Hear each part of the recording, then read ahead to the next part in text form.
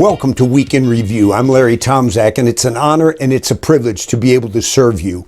We live in a time where really America is broken. We're in a very dangerous place.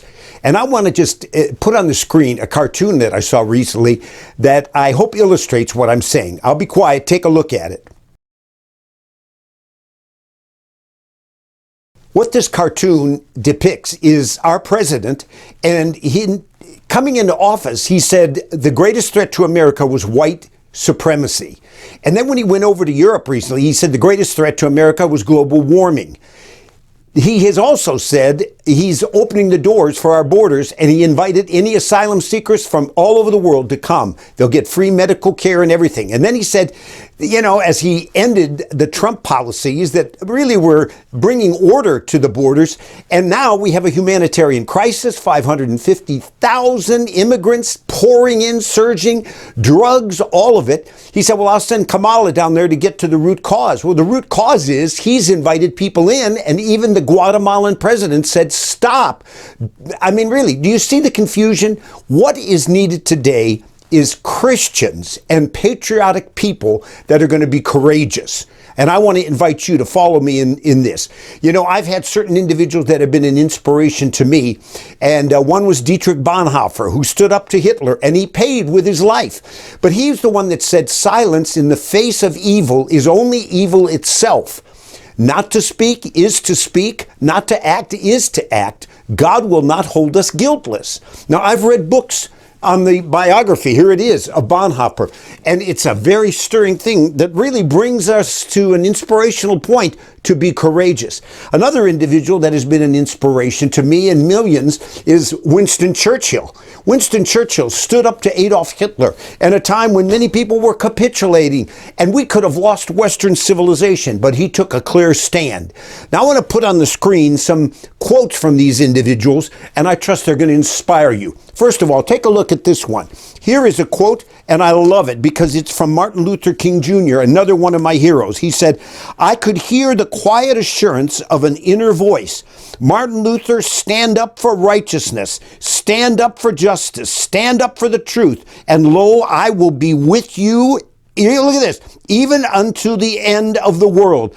I heard the voice, Martin Luther King Jr. said, of Jesus saying still to fight on. And at that moment, I experienced the presence of the divine as I have never experienced him before. Almost at once, my fear began to go. My uncertainty disappeared. I was ready to face anything. That was Martin Luther King Jr. And then how about Winston Churchill facing Hitler? He said, I expect that the battle of Britain is about to begin. Upon this battle depends the survival of Christian civilization. If we can stand up to Hitler, all Europe may be free and the life of the world may move forward into the broad sunlight uplands. But if we fail, then the whole world, including the United States, including all that we have known and cared for, will sink into the abyss of a new dark age. Let us therefore brace ourselves to our duties and so bear ourselves that if the British Empire and its Commonwealth last for 1,000 years, men will still say this was our finest hour. Now that's inspiration from courageous leaders. Will you be one? You say, well, Larry, how important is this? Well, it's very important because, you know, if you look in Revelation 21, cowards were the first ones thrown into the lake of fire.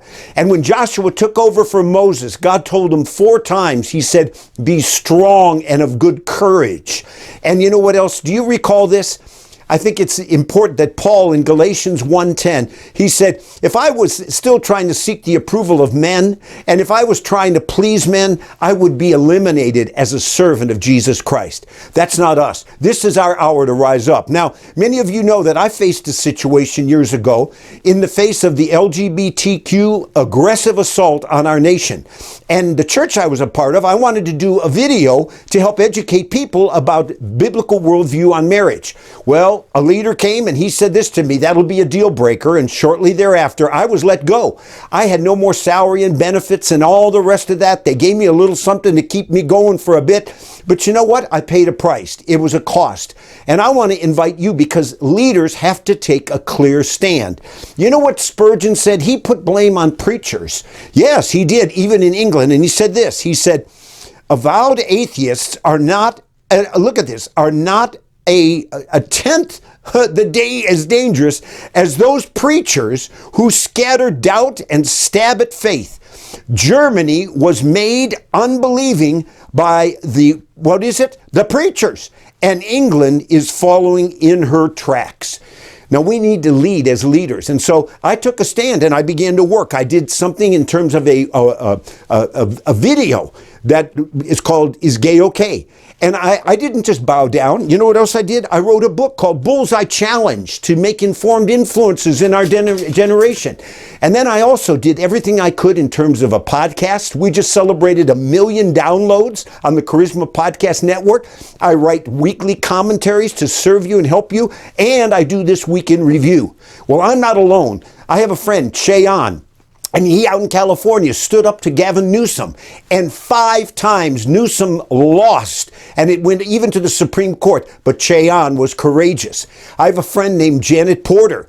And she has led the way in terms of the sanctity of life. And we have seen heartbeat bills in state after state. There's now, I believe, 13 that have passed this legislation. And get this, there's another 23 on board to protect unborn life. One woman took a stand. And then she and I worked together. And we have seen over 1 million postcards sent to our senators, the White House, and to the Supreme Court saying, stop HR now. Stop it. And you can see it on the screen. You send postcards. You can go to that site, click on, because we want an avalanche to say we stand against a bill, H.R. 5, the Equality Act, that is deceptive and would destroy our nation. There's others. How about, there's a wonderful group of ladies called Moms for Liberty. And they just got started in January. And they believe we must stand up in the state houses and in the school boards. And here they are now in 15 states. There's 27 chapters. And these ladies are speaking up against what? CRT. Yeah, yes, critical race theory. You say we can't be silent. Governor DeSantis in Florida, he just recently said we need God back in our schools, and he passed a law. And now they passed it, the Jews, the Christians, and those that are religious, they said we are going to have 1 to 2 minutes of silence in all of our schools. That took courage to do it. He also stood against critical race theory and banning guys from getting in sports with women and robbing them of their awards. There's others. Today there's many black individuals like Tim Scott, and he said America is not a racist nation. He refuses to get, to stay on what I'd call the leftist plantation. He speaks up for values and righteousness. We need more bold blacks that will do the same. There are many pastors today that are saying, you know what, I'm repenting of my silence and my cowardice, and I'm going to speak up and equip my people on righteousness and on the hot button issues of our day. What other ones? Well, I'll tell you, here's another one for you. What do you do when you have individuals that are immigrants and they've come here from socialist and communist countries, and instead of being silent, they're warning Americans. They're saying, if you want a socialist country, go and visit Venezuela and these other places, because it destroys us. This takes courage, and that's what we need in this hour. There's a woman that stood up to the school board recently, and you may have read this or seen it. She was passionate, confronting them, saying you cannot put this kind of legislation in the schools and these pictures and propaganda. Let me give you one more, and I call your attention. Go to Charisma News and some of the sites that I put my commentaries on, and read the article that I've done on the Boy Scouts of America and what's happening in terms of aggressive push with targeting our children and our youth. Do you know that during so-called Pride Month, we have seen articles? USA Today did one article after another celebrating trans dads one day, and then another day it was, I'm so glad I have a gay dad. Here in Nashville, they just named a street after a drag queen. And literally, well, the sad thing is they're not telling you that this fella, and he was a fella, died at the age prematurely of 45 of HIV/AIDS. Folks, We have to recognize what's going on. Read the article that I did that's in Charisma News on the Boy Scouts and the consequences that they have faced because they caved, and it's sad and it's a tragedy. I'm calling you to this Mordecai moment. Week in review, you're hearing a lot of good things going on, but looking ahead, this is our time to shine. Mordecai said to Esther, who knows if you've come into the kingdom for a time such as this? Will you join me and be a courageous Christian that speaks up in this dark time of our nation?